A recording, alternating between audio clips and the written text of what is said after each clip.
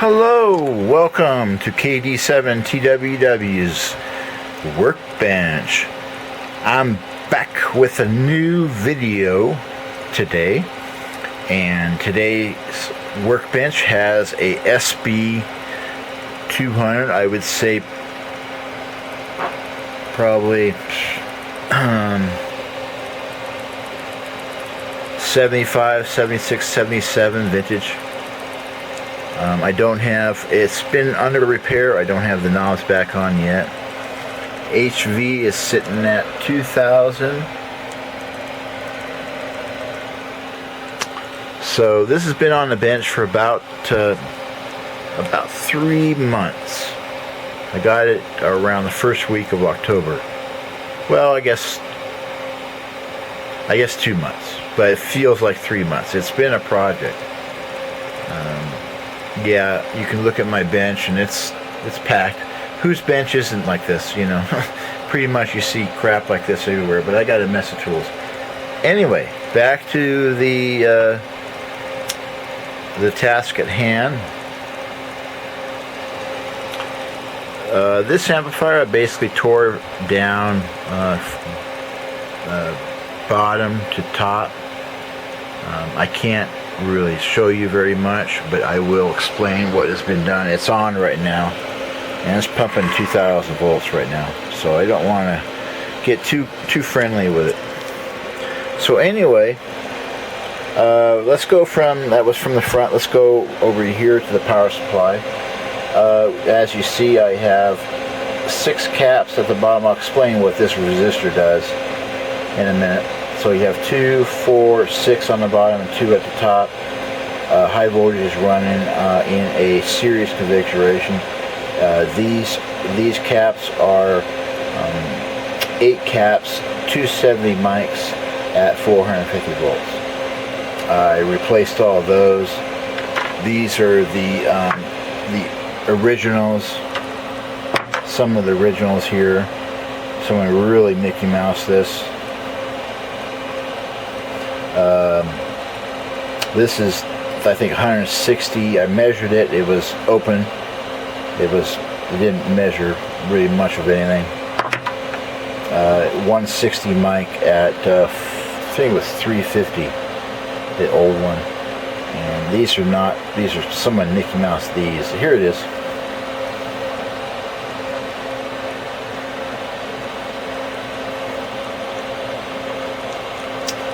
Well, you have to trust me. You can shoot me later. Okay, 160 mics at 450, and replace the caps.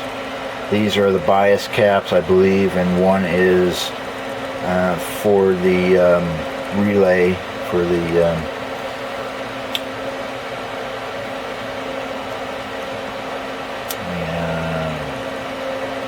relay, transmit relay.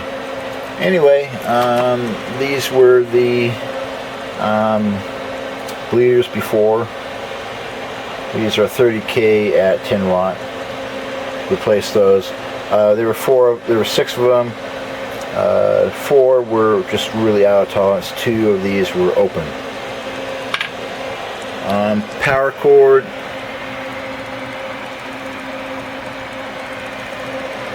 Power cord replaced. 14 gauge of, I believe it's 2 wire,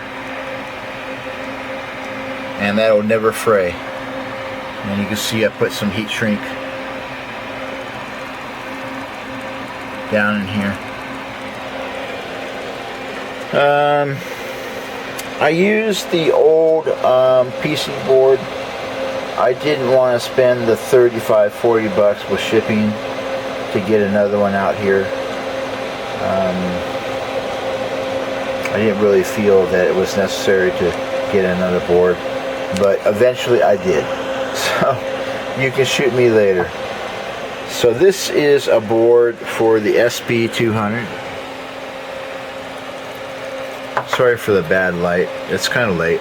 Kind of spur of the moment to do this. Anyway, there you go. And it's by a guy, a hobbyist, I guess.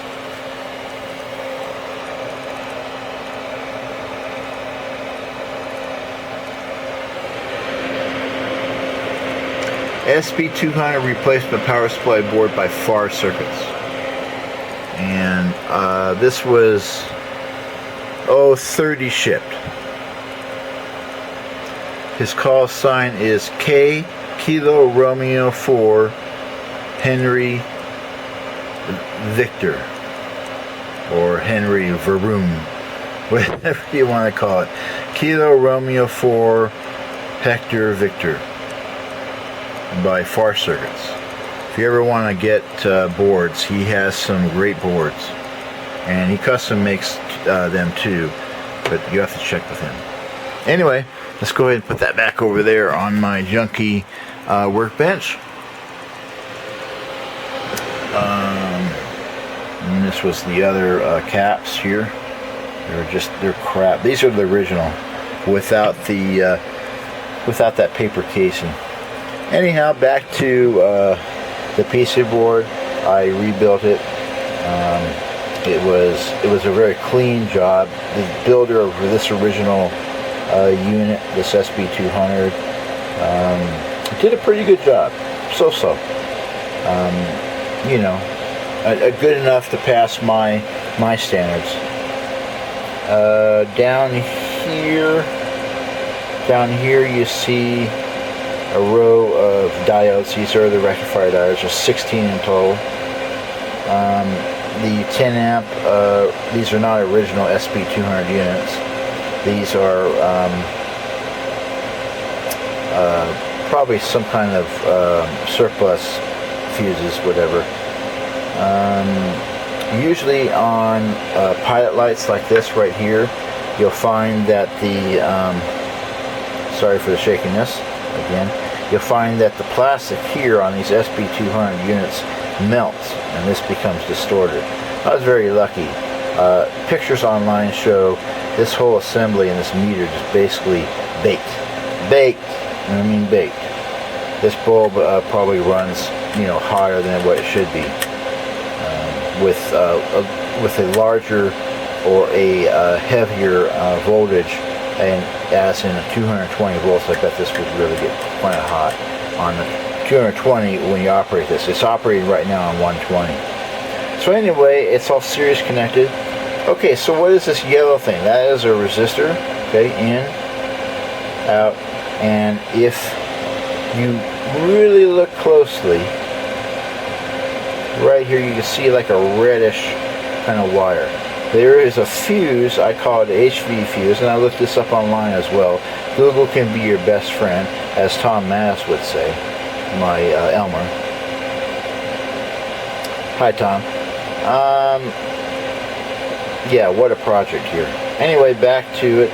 So you can see right here is a thin piece of wire right here, and it goes in this wire, and then this wire, this high voltage wire, goes way back down to the board and goes to the other side of the board, and it does all kinds of magic down there. You'll have to come over to my place and I'll explain it better to you. But anyway, since you guys are far away in YouTube land, this is just make-believe, so I won't get really into that.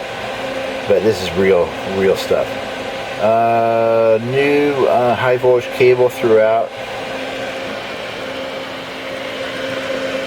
And let's take a scan around. So we understand what this does. It's resistor 10 ohm, it's 10 watt, 20 ohm, and it's going through a glitch resistor. This is what I like to call a glitch resistor. So, little thin wire. Anyway, moving on. Only thing I did not take out of this unit was the 10 meter coil, the 15, 40, 80. I did not take any of this out. This was all jacked up. This is the parasitic choke, I believe. Don't quote me on that. That looks closer than what it really is. Okay. Parasitic choke. That was all jacked up. The connection down here was, I'm not kidding. It'd make your head scream.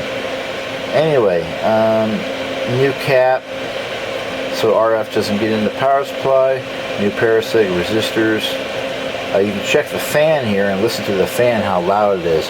This is one of those Braun bathroom fans. Okay, and I got the motor too. The motor's on the other side. I'm not going to pick this unit while it's running here. And it's running because I'm testing it. So let's make that clear. I'm not trying to be superhuman here and have this open like this with 2,000 volts. No, I'm doing this for a reason. I'm very careful what I do. So 2 parasitic resistors, I wound those myself. I bought them.